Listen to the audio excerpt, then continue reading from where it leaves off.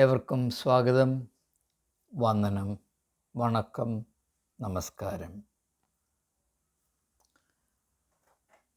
ഇന്നേ ദിവസം ആത്മീയ ജീവിതത്തിലെ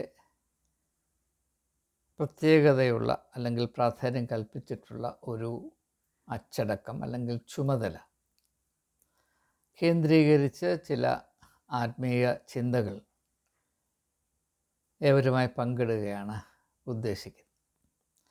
അതിന് ആധാരമായി 103 സങ്കീർത്തനത്തിൻ്റെ ആദ്യത്തെ 2 വാക്യങ്ങൾ, എൻ മനമേ യഹോവയെ വാഴ്ത്തുക, എൻ്റെ സർവാന്തരംഗവുമേ അവൻ്റെ വിശുദ്ധ നാമത്തെ വാഴ്ത്തുക. എൻ മനമേ യഹോവയെ വാഴ്ത്തുക, അവൻ്റെ ഉപകാരങ്ങൾ ഒന്നും മറന്നു പോകരുത്. Bless the Lord, O my soul. All that is within me, bless his holy name. Bless the Lord, O my soul, and forget not all his benefits. അതാണ് എൻ്റെ ഇംഗ്ലീഷ് വേർഷൻ. അപ്പോൾ വളരെ ലളിതമായി പറഞ്ഞാൽ, നമ്മുടെ ആത്മീയ ജീവിതത്തിൽ നാം പാലിക്കേണ്ട ഒരു കടമ അല്ലെങ്കിൽ ഒരു അച്ചടക്കം, നാം ദൈവത്തോട് നന്ദിയുള്ളവരായിരിക്കണം, ദൈവത്തിന് നന്ദി കരേറ്റുന്നവരായിരിക്കണം. അതിൻ്റെ പ്രധാനപ്പെട്ട കാരണം, നമുക്കുള്ളതെല്ലാം, നമുക്ക് നൽകിയിരിക്കുന്ന ജീവനും അതിനെ കേന്ദ്രീകരിച്ചുള്ള ജീവിതവും അതിലടങ്ങിയിരിക്കുന്ന എല്ലാ സാധ്യതകളും നാം സൃഷ്ടിച്ചതല്ല, നാം ആഗ്രഹിച്ചതുപോലുമല്ല, നമുക്ക് നൽകപ്പെട്ട അനുഗ്രഹങ്ങളാണ്, ഉപകാരങ്ങളാണ്, benefits. Forget not all his benefits. ഇവയെപ്പറ്റി നാം നന്ദിയുള്ളവരായിരിക്കണം എന്നാണ് ഇവിടെ ഉദ്ദേശിക്കുന്നത്. അത് 100% ശരിയാണ്. അങ്ങനെ ചെയ്യുന്നത് നമുക്ക് വളരെയധികം നന്മ ചെയ്യുന്നതാണ്. നാം സ്തുതി സ്തോത്ര യാഗങ്ങൾ അർപ്പിക്കുമ്പോൾ അതിൻ്റെ ഗുണഫലം നമുക്കാണ് വർദ്ധിക്കുന്നത്. അത് നാം ദൈവത്തോട് കാണിക്കുന്ന ഔദാര്യമല്ല, നമ്മോട് കാണിക്കുന്ന നീതിയാണ് എന്ന ഒരാശയം വസ്തുനിഷ്ഠമായി സ്പഷ്ടമായി ചിന്തിക്കുക എന്നതാണ് ഇവിടെയുള്ള നമ്മുടെ ലക്ഷ്യം. നമുക്ക് ആമുഖമൊന്നുമില്ലാതെ തന്നെ ആ ഒരു അനുഭവത്തിലേക്ക് പ്രവേശിക്കാം. നമ്മുടെ ജീവിതത്തിൽ സങ്കീർത്തനക്കാരൻ്റെ കാഴ്ചപ്പാടിൽ വളരെയധികം നന്മകൾ, ഉപകാരങ്ങൾ നിറഞ്ഞിരിക്കുന്നു. അതിനെപ്പറ്റി നാം നന്ദിയുള്ളവരായിരിക്കണം എന്ന സങ്കീർത്തനക്കാരൻ പ്രത്യേകമായി വാചാലമായി എടുത്തു പറയേണ്ടതിൻ്റെ ആവശ്യം ഈ ഒരു കാര്യത്തിൽ മനുഷ്യൻ സാർവലൗകികമായി പരാജയപ്പെടുന്നു എന്നുള്ളതാണ്. സ്വാഭാവികമായ എല്ലാവരും ചെയ്തുകൊണ്ടേയിരിക്കുന്ന കാര്യം അങ്ങനെ നിങ്ങൾ നിശ്ചയമായും ചെയ്യണം എന്ന് പറയുന്നത് അധികപ്പറ്റാണ് എന്ന് നമുക്കറിയാം. അതുകൊണ്ട് മനുഷ്യന് കഴിവില്ലാത്തൊരു കാര്യം, മനുഷ്യന് കഴിവില്ലാത്ത 2 കാര്യങ്ങൾ, ഇത് പ്രത്യേകമായി ശ്രദ്ധിക്കേണ്ട ആവശ്യമുണ്ട്. 2 കാര്യങ്ങൾ ഇവിടെ സങ്കീർത്തനക്കാരൻ എടുത്ത് പറയുന്നുണ്ട്. ഒന്ന്, നമുക്ക് ലഭിച്ചിരിക്കുന്ന നന്മകൾ, അനുഗ്രഹങ്ങൾ എന്താണ്? നമുക്ക് നൽകപ്പെട്ടിരിക്കുന്ന ഉപകാരങ്ങൾ എന്തൊക്കെയാണ്? ഇതിനെപ്പറ്റി നമുക്ക് വേണ്ടത്ര ബോധമില്ല എന്നത് ഒരു യാഥാർത്ഥ്യമാണ്. മനുഷ്യ സ്വഭാവത്തിൻ്റെ ഒരു പ്രത്യേകത, ലഭിച്ചതിനെപ്പറ്റി കരുതലില്ലാതെയും ലഭിക്കാത്തതിനെപ്പറ്റി പരിഭവം നിറഞ്ഞു നിൽക്കുന്നതുമായൊരു സാഹചര്യമാണ്. We don't appreciate what is given to us. We slight, belittle and neglect what is given to us, but we always remain in a state of grievance about what is not given to us. അപ്പോൾ ആത്മീയമായ തിരുത്തലെന്ന് പറഞ്ഞാൽ ഇതിൻ്റെ നേരെ മറിച്ചാകണം. അതായത് നമുക്ക് നൽകിയിട്ടില്ലാത്തതിനെപ്പറ്റി പരിഭവപ്പെടുന്നതിന് പകരം നമുക്ക് നൽകിയിട്ടുള്ള വലിയ വിലയേറിയ ഉദവികൾ, അനുഗ്രഹങ്ങൾ, നന്മകൾ, അവയെപ്പറ്റി ബോധ്യമുള്ളവരും അവയെ ഏറ്റവും മഹത്തരമായി പ്രയോജനപ്പെടുത്തുവാൻ ഉത്സാഹമുള്ളവരുമായിരിക്കണം എന്നതാണ് ഇതിൻ്റെ അർത്ഥം. അപ്പോൾ താലന്തുകളുടെ ഉപമ നാം പരിശോധിക്കുമ്പോൾ യജമാനൻ തൻ്റെ ശിഷ്യന്മാർക്ക്, തൻ്റെ വേലക്കാർക്ക് ഒരുത്തന് 5 താലന്ത്, ഒരുത്തന് 2 താലന്ത്, ഒരുത്തന് 1 താലന്ത് കൊടുത്തു. 5 താലന്തും 2 താലന്തും ലഭിച്ച ആ വേലക്കാർ ഉടനെ പോയി എന്നാണ് അവിടെ ഇരിക്കുന്നത്. ഉടനെ പോയി അധ്വാനിച്ച് 5 കിട്ടിയവൻ 10 ആക്കി, 2 കിട്ടിയവൻ 4 ആക്കി വർദ്ധിപ്പിച്ചു. ഉടനെ പോയി. അതവിടെ ആവേശത്തെ സൂചിപ്പിക്കുന്നു. നാളെ ആരംഭിക്കാം, മറ്റന്നാൾ ആരംഭിക്കാം എന്ന് പറഞ്ഞ് അവർ നീട്ടി വെച്ചില്ല. അവർ ഉടനെ പോയി ആവേശത്തോടു കൂടെ അവരെ ഏൽപ്പിച്ച താലന്തുകൾ അവരുടെ കഴിവിൻ്റെയും അവർക്ക് ലഭിച്ചിരിക്കുന്ന കൃപയുടെയും തോതനുസരിച്ച് പൂർണ്ണ പരിശ്രമത്തിൽ അതിനെ വിപുലീകരിക്കുവാൻ ശ്രമിച്ചു. അതിൽ അവർ വിജയിച്ചു. അതിൻ്റെ ഫലമായി യജമാനൻ തിരിച്ചു വന്നപ്പോൾ അവർക്ക് നന്ദി നിറഞ്ഞ ഹൃദയത്തോടെ യജമാനനെ അഭിമുഖീകരിക്കുവാനും അവർ അധ്വാനത്തിൽ കൂടെ നേടിയ 5ഉം 2ഉം താലന്തുകൾ കൂടെ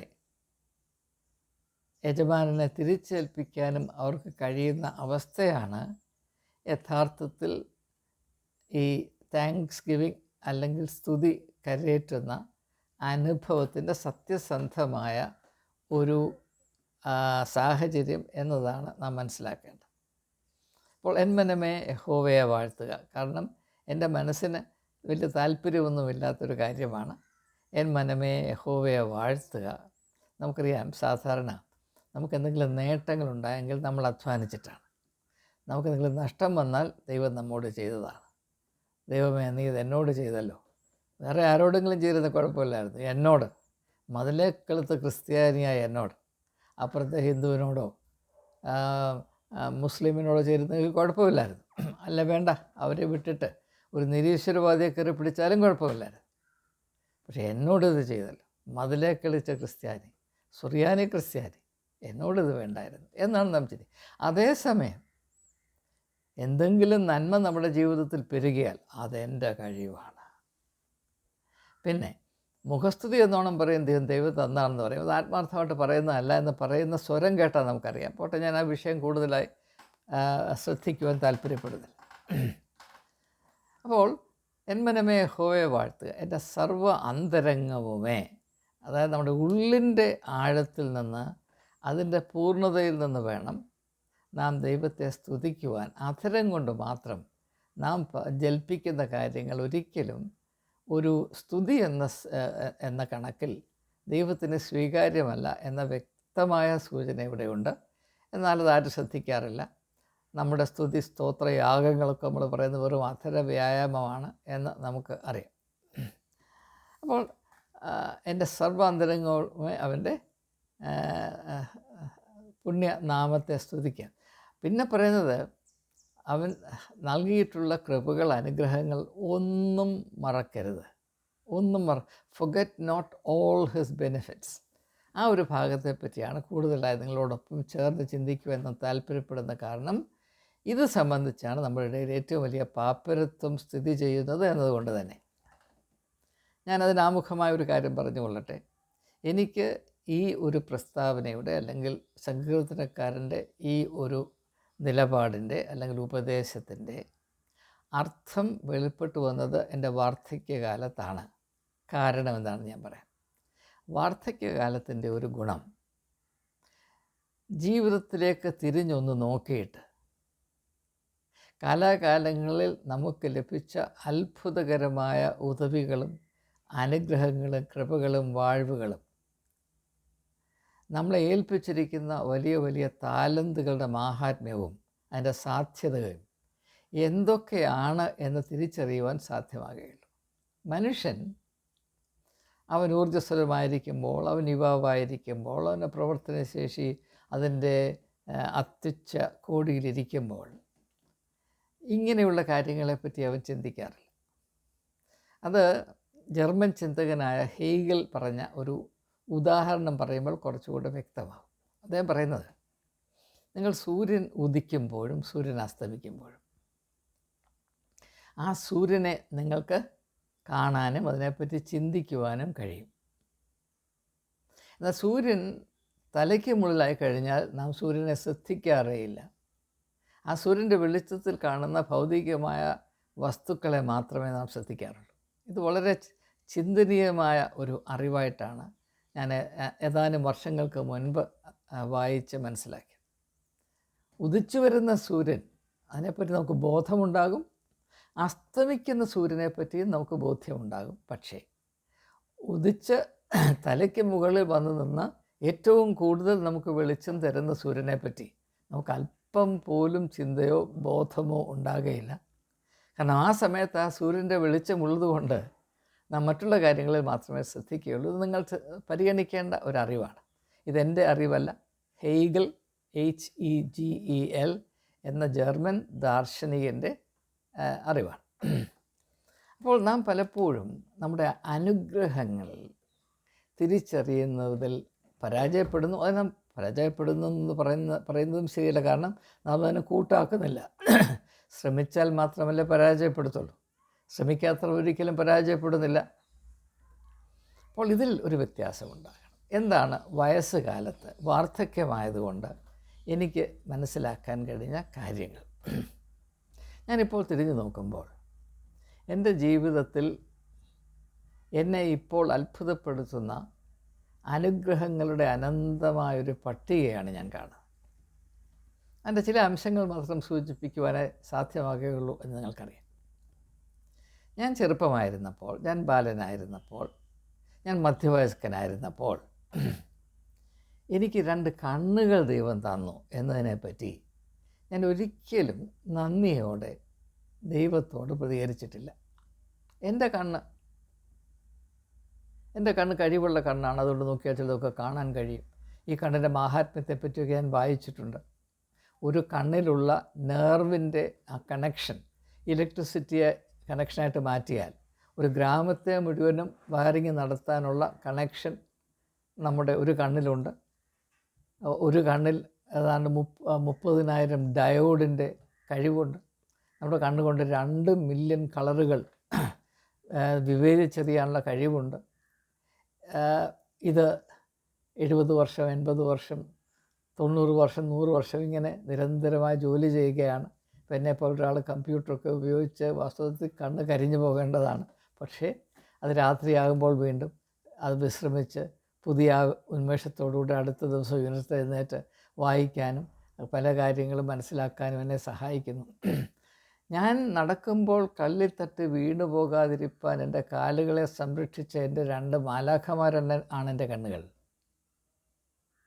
ഈ ലോകത്തിൻ്റെ സൗന്ദര്യം കാണാൻ എന്നെ സഹായിച്ച വെളിച്ചമാണ് എൻ്റെ കണ്ണുകൾ. നന്മകൾ കാണുവാനും സാധ്യതകൾ മനസ്സിലാക്കി അതിനെ പ്രയോജനപ്പെടുത്തുവാനും അല്പമെങ്കിലും കൂട്ടാക്കുവാൻ എന്നെ സഹായിച്ച വഴികാട്ടികളാണ് എൻ്റെ കണ്ണുകൾ. ഈ കണ്ണുകളുടെ മാഹാത്മ്യം തിരിച്ചറിയുവാൻ നന്നേ വൈകിപ്പോയി. ഞാൻ വേണ്ടതുപോലെ എൻ്റെ കണ്ണുകൾക്ക് വേണ്ടി ദൈവത്തെ സ്തുതിച്ചിട്ടില്ല എന്നൊരു കുറ്റം എന്നെപ്പറ്റി ഞാൻ തന്നെ പറയാറുണ്ട്.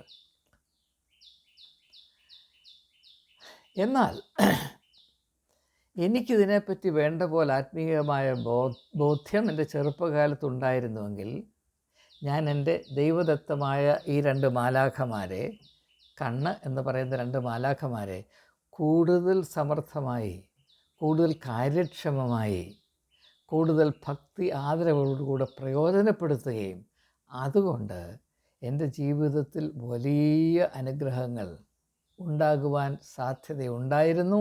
ആ സാധ്യത വേണ്ടതുപോലെ പ്രയോജനപ്പെടുത്തുവാൻ ഞാൻ കൂട്ടാക്കിയില്ല. അതുകൊണ്ട് ആത്മാർത്ഥമായി എൻ്റെ കണ്ണുകളെ ഓർത്ത് ദൈവത്തെ സ്തുതിക്കുന്നതിൽ ഞാൻ പരാജയപ്പെട്ടു. അതുപോലെ തന്നെ എനിക്ക് ദൈവം തന്നിയ വലിയ അനുഗ്രഹങ്ങളിൽ ഒന്നാണ് 2 ചെവി. ഇത്രയും നാൾ ലോകത്തിലെ സ്വരങ്ങളെല്ലാം കേട്ടു, പാട്ട് കേട്ടു, പ്രസംഗങ്ങൾ കേട്ടു, പ്രസ്താവന കേട്ടു, മറ്റുള്ളവർ പറയുന്നത് കേട്ടു, നല്ല സ്നേഹമേറിയ വാക്കുകൾ കേട്ടു, കല്ലെറിയുന്നവരുടെ വാക്കുകൾ കേട്ടു, അർത്ഥഗാംഭീര്യമായ കാര്യങ്ങൾ കേട്ടു, വെറും പിണ്ണാക്ക് പോലെയുള്ള കാര്യങ്ങൾ കേട്ടു. ഇതെല്ലാം കേട്ടു. എനിക്ക് 2 ചെവികളില്ലായിരുന്നുവെങ്കിൽ ഈ ലോകത്തോടുള്ള ബന്ധം നന്നേ കുറഞ്ഞു പോകുമായിരുന്നു. എൻ്റെ ഈ 2 ചെവികൾ അത് സൂചിപ്പിക്കുന്ന ശ്രവണശക്തി ദൈവം എന്നെ ഏൽപ്പിച്ച താലന്താണെന്നും അത് ഏറ്റവും കാര്യക്ഷമമായി ദൈവത്തോടുള്ള ഉത്തരവാദിത്ത ബോധത്തിൽ പ്രയോജനപ്പെടുത്തുകയും ചെയ്യേണ്ടതാണ് എന്ന ഒരു ബോധ്യം യൗവനകാലത്ത് എനിക്കില്ലായിരുന്നു. മധ്യവയസ്കനായിരുന്നപ്പോഴും ഇല്ലായിരുന്നു. എന്നാൽ ഇപ്പോഴുണ്ട്. അത് കുറച്ചുകൂടെ ഒരു 50 വർഷം 60 വർഷം മുൻപ് ഉണ്ടായിരുന്നുവെങ്കിൽ എന്ന് ഞാൻ ആഗ്രഹിച്ചു പോകുകയാണ്. ഉണ്ടായിരുന്നുവെങ്കിൽ ഞാൻ കുറച്ചുകൂടെ മേന്മയേറിയ ലക്ഷ്യത്തിലേക്ക് എൻ്റെ കാതുകളെ ശ്രദ്ധിക്കുകയും നന്മയേറിയ കാര്യങ്ങൾ കേൾക്കുവാൻ ആവേശം കാണിക്കുകയും തിന്മയ്ക്കെതിരെ എൻ്റെ ചെവി അടച്ചു കളയുകയും ചെയ്യുമായിരുന്നു. എന്നാൽ ഇതിനെപ്പറ്റി ബോധ്യമില്ലായിരുന്നത് കൊണ്ട് കഴിഞ്ഞ കാലങ്ങളിൽ അനാവശ്യമായ പല കാര്യങ്ങൾക്കും എൻ്റെ ചെവി ഞാൻ കൊടുത്തിട്ടുണ്ട്. അത് ദൈവത്തോട് കാണിച്ച നന്ദികേടാണ് എന്നിപ്പോൾ ഞാൻ മനസ്സിലാക്കുന്നു. അന്ന് ഞാൻ മനസ്സിലാക്കിയില്ല. അതുപോലെ തന്നെ നമുക്കറിയാം, ഇതിനകത്തൊരു തലച്ചോറ് എന്ന് പറഞ്ഞൊരു കാര്യമുണ്ട്. ലോകത്തിലെ ഏറ്റവും വലിയ അത്ഭുതം ഈ തലച്ചോറാണെന്നാണ് ഞാൻ വിചാരിക്കുന്നത്. അതൊരു വലിയ ദാനമാണ്, ഒരു വലിയ താലന്താണ് എന്ന് ഒരു 10-60 വർഷം കൊണ്ട് എനിക്കറിയാൻ വയ്യായിരുന്നു.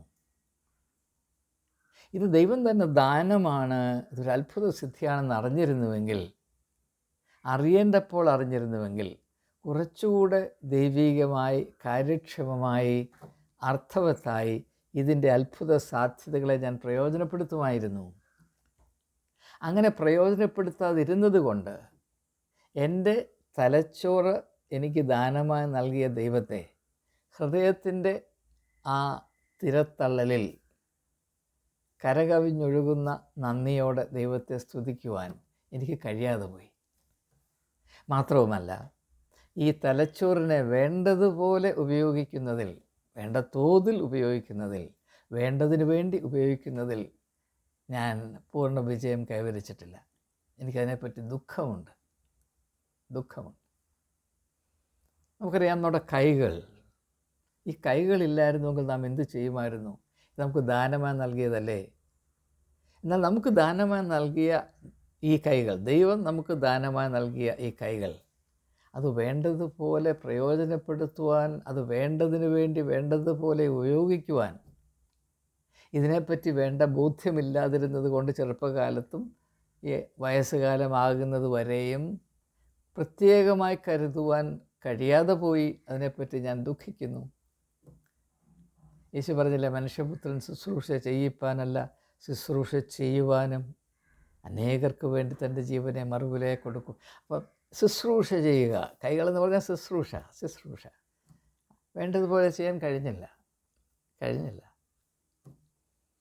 അനാവശ്യമായ കാര്യങ്ങൾക്ക് കൈ ഉപയോഗിക്കുക, അത് ദൈവത്തോട് കാണിക്കുന്ന മറുതലിപ്പാണ് എന്ന് അറിയേണ്ട സമയത്ത് അറിയുന്നില്ല.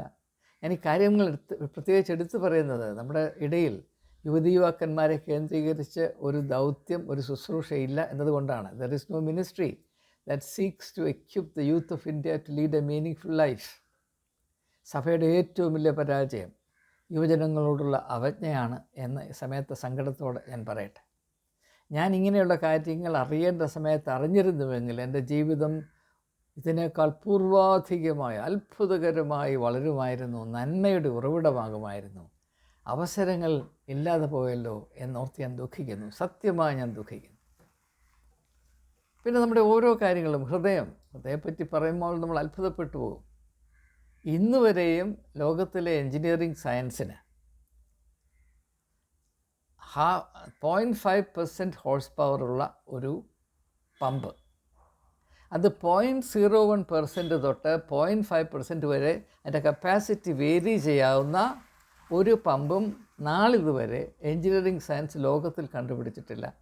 അത് കണ്ടുപിടിക്കാൻ സാധ്യവുമല്ല. അതുപോലെ ഒരു പമ്പാണ് എനിക്ക് ദൈവം തന്നത്.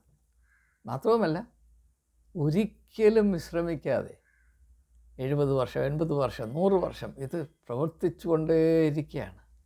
അങ്ങനെ ഒരു കാര്യം നിങ്ങൾക്ക് വിഭാവന ചെയ്യാൻ സാധിക്കും.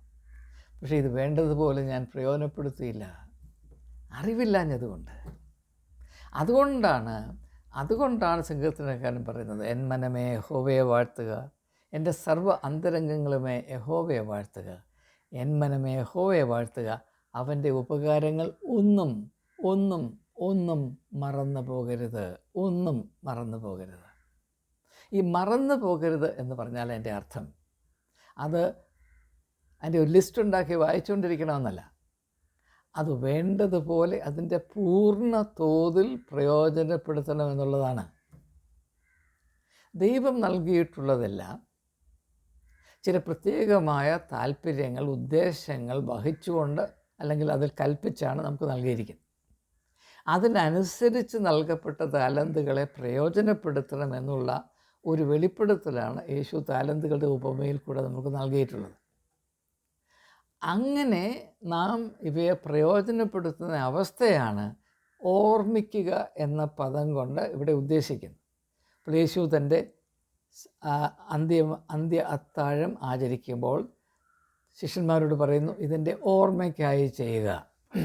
അതിൻ്റെ അർത്ഥം എൻ്റെ വ്യക്തിത്വം അതിൻ്റെ പൂർണ്ണതയിൽ ലോകം അവസാനിക്കുന്നത് വരെയും മനുഷ്യർക്ക് അനുഭവവേദ്യമാകത്തക്കവണ്ണം നിങ്ങളുടെ പ്രവൃത്തിയിൽ കൂടെ വെളിപ്പെടുത്തുവാൻ നിങ്ങൾക്ക് കടമയുണ്ട് എന്ന് നിങ്ങളെ തന്നെ ഓർമ്മിപ്പിക്കുന്നതിനാണ് ഞാൻ ഈ സക്രമെൻ്റ് കൽപ്പിച്ചാക്കുന്നത്. പക്ഷെ നമ്മൾ അതിത് സഭാവിഭാഗങ്ങളുടെ ഔദാര്യമാക്കി മാറ്റിക്കളഞ്ഞു. അതിൻ്റെ അർത്ഥം 100% ചോർത്തിക്കളഞ്ഞു. നാം യേശുവിനെ അപമാനിച്ചു കളഞ്ഞു.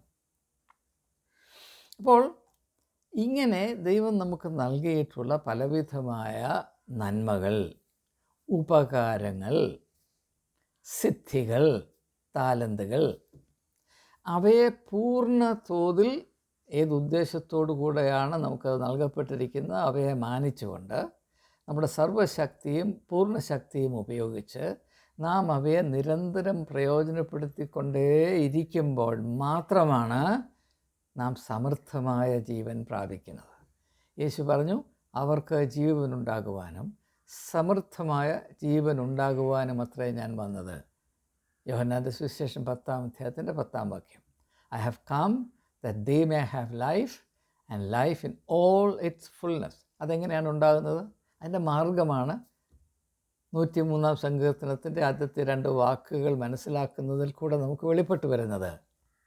നമ്മളെ ഏൽപ്പിച്ചിരിക്കുന്ന വിവിധമായ താലന്തുകൾ, ഞാൻ ചില കാര്യങ്ങൾ മാത്രമേ പറഞ്ഞുള്ളൂ. ഇപ്പം ചിന്താശക്തി, കലാബോധം, സർഗാത്മകത, നേതൃത്വ പാഠവും, ലീഡർഷിപ്പ് കപ്പാസിറ്റീസ്, ഭരണചാതുര്യം, അഡ്മിനിസ്ട്രേറ്റീവ് എബിലിറ്റീസ്, അങ്ങനെ എത്രയോ എത്രയോ എത്രയോ താലന്ത്. മറ്റുള്ളവരെ the talent to comfort people in distress, the talent to reach out to others, the talent to make a positive impact on the given situation. അങ്ങനെ എന്തെല്ലാം സാധ്യതകൾ. അവയെ അതിൻ്റെ പൂർണ്ണ തോതിൽ ഉപയോഗിക്കുന്ന അവസ്ഥയിൽ മാത്രമേ മനുഷ്യൻ സമൃദ്ധമായ ജീവനെന്ന അനുഗ്രഹിക്കപ്പെട്ട അവസ്ഥ അറിയുകയും ആ സമൃദ്ധമായ ജീവൻ അനുഭവിക്കുന്നവർക്ക് മാത്രമേ ആത്മാവിലും സത്യത്തിലും ദൈവത്തെ ആരാധിക്കുവാനും ദൈവത്തോട് നന്ദി കരേറ്റുവാനും സാധ്യമാകുകയുള്ളൂ എന്നതാണ് സത്യസന്ധമായ വേദപുസ്തക അടിസ്ഥാനത്തിലുള്ള പഠിപ്പീര് അല്ലെങ്കിൽ വെളിപ്പെടുത്തൽ. ഇത് നമ്മുടെ ഇടയിൽ ആരും പ്രസ്താവിക്കാറില്ല. ഇതിൻ്റെ കാരണം എന്താണ് എന്ന് ഞാൻ വിശദീകരിക്കേണ്ട ആവശ്യമില്ല. അപ്പോൾ ഞാൻ ഈ ഒരു വലിയ ആത്മീയ സത്യം മനസ്സിലാക്കിയത് എൻ്റെ പരാജയങ്ങളിൽ കൂടെയാണ് എന്ന് സമ്മതിക്കുവാൻ എനിക്ക് യാതൊരു മടിയുമില്ല. എന്നാൽ ഞാൻ എന്തുകൊണ്ട് ഇത് ഏറ്റുപറയുന്നുവെന്ന് ചോദിച്ചാൽ, ഈ വരുന്ന തലമുറകളെയും മനസ്സിൽ വഹിച്ചുകൊണ്ട് അവർക്കെങ്കിലും എനിക്ക് ലഭിക്കാതിരുന്ന അനുഗ്രഹവും മാർഗദർശനവും ഉണ്ടാകട്ടെ. അതുകൊണ്ട് ചെറുപ്പത്തിൽ തന്നെ അവർ ഉത്തരവാദിത്വ ബോധത്തോടെ അവർക്ക് നൽകപ്പെട്ടിരിക്കുന്ന അതുല്യമായ സാധ്യതകളുടെ പൂർണ്ണത അന്വേഷിക്കുവാൻ ഇടയാകട്ടെ. അത് മനസ്സിൽ കണ്ടുകൊണ്ടാണ് സഭാപ്രസംഗിയുടെ പുസ്തകം 12-ാം അധ്യായത്തിൻ്റെ 1-ാം വാക്യത്തിൽ പറയുന്നത്, യൗവനക്കാരാ, നിൻ്റെ യൗവനത്തിൽ തന്നെ നിൻ്റെ സൃഷ്ടാവിനെ അറിയുക. No your God while you are still young. എന്തുകൊണ്ടാണ്? നാം ദൈവത്തെ അറിയുക എന്ന് പറയുമ്പോൾ ആ അറിവിൽ കൂടെ നാം പ്രാപിച്ചിരിക്കുന്ന എല്ലാ അനുഗ്രഹങ്ങളുടെയും ഉടമ അല്ലെങ്കിൽ ഉറവിടം ദൈവമാണ് തിരിച്ചറിയുകയും ദൈവം അപ്രകാരം നമ്മെ താലന്തുകൾ ഏൽപ്പിക്കുമ്പോൾ, അനുഗ്രഹങ്ങൾ, സാധ്യതകൾ ഏൽപ്പിക്കുമ്പോൾ അതിൻ്റെ എല്ലാം പുറകിൽ പ്രത്യേകമായ വ്യക്തമായ ഉദ്ദേശങ്ങളുണ്ട് എന്ന ബോധ്യം നമ്മെ നയിക്കുകയും അവയെ എപ്രകാരം നാം പ്രയോജനപ്പെടുത്തുന്നതിനെപ്പറ്റി കണക്ക് ബോധിപ്പിക്കേണ്ടവരാണ് എന്ന ഒരു യാഥാർത്ഥ്യം നാം തിരിച്ചറിഞ്ഞ് വളരെ ആവേശത്തോടും സന്തോഷത്തോടും ആർപ്പുവിളിയോടും കൂടെ ഈ സാധ്യതകൾ വേണ്ടതുപോലെ പ്രയോജനപ്പെടുത്തി അതിൻ്റെ പൂർണ്ണതയിലേക്ക് പ്രവേശിക്കുവാൻ നാം കൂട്ടാക്കുന്നതോടെ നമ്മുടെ ജീവിതം അനുഗ്രഹമായി തീരുകയും മറ്റുള്ളവർക്ക് ആശ്വാസം പ്രദാനം ചെയ്യുന്ന ഒരു വലിയ ആത്മീയമായ സമ്പത്തായി ഉയരുകയും ചെയ്യും എന്ന അറിവാണ് നാം ഇവിടെ കാണുന്നത്. അപ്പോൾ സങ്കീർത്തനക്കാരൻ്റെ വാക്കുകൾ വളരെ വളരെ അർത്ഥവത്താണ്. എൻ മനമേ യഹോവയെ വാഴ്ത്തുക, എൻ്റെ സർവ്വ അന്തരങ്ങളും അവൻ്റെ വിശുദ്ധ നാമത്തെ വാഴ്ത്തുക. സർവ്വ അന്തരംഗങ്ങളും എൻ്റെ വ്യക്തിത്വത്തിൻ്റെ, എൻ്റെ ജീവിതത്തിൻ്റെ, എൻ്റെ ശരീരത്തിൻ്റെ, മനസ്സിൻ്റെ, ആത്മാവിൻ്റെ പൂർണ്ണതയിൽ നിന്ന് വേണം ഞാൻ ദൈവത്തെ സ്തുതിക്കുവാൻ, വാഴ്ത്തുവാൻ. എൻ മനമേ യഹോവയെ വാഴ്ത്തുക, അവൻ്റെ ഉപകാരങ്ങൾ ഒന്നും മറക്കരുത്, ഒന്നും മറക്കരുത്. അങ്ങനെ മറക്കാതിരുന്ന് ദൈവത്തിൻ്റെ ഉപകാരങ്ങൾ ദൈവത്തിൻ്റെ തന്നെ ഉപകാരങ്ങളാണെന്ന് മനസ്സിലാക്കുകയും ആ മനസ്സിലാക്കുന്നതിൻ്റെ വെളിച്ചത്തിൽ ആവേശത്തോടുകൂടെ ലക്ഷ്യബോധത്തിൽ അധ്വാനം ചെയ്യുകയും ചെയ്യുമ്പോൾ നമ്മുടെ ജീവിതത്തിൽ ഒരു വലിയ ലക്ഷ്യബോധവും അച്ചടക്കവും ഫലഭൂഷ്ടിയും അതിൻ്റേതായ ഭംഗിയും സൗന്ദര്യവും ആവേശവും നിറഞ്ഞു നിൽക്കുകയും ചെയ്യും. ആ അനുഗ്രഹിക്കപ്പെട്ട അവസ്ഥയാണ് യേശു വിഭാവനം ചെയ്തുകൊണ്ട് പറയുന്നത്, അവർക്ക് ജീവനുണ്ടാകുവാനും സമൃദ്ധമായ ജീവനുണ്ടാകുവാനും അത്രേ ഞാൻ വന്നിരിക്കുന്നത്. അതുകൊണ്ട് നമുക്ക് ഇന്ന് ഒരു ചെറിയ തീരുമാനമെടുക്കാം.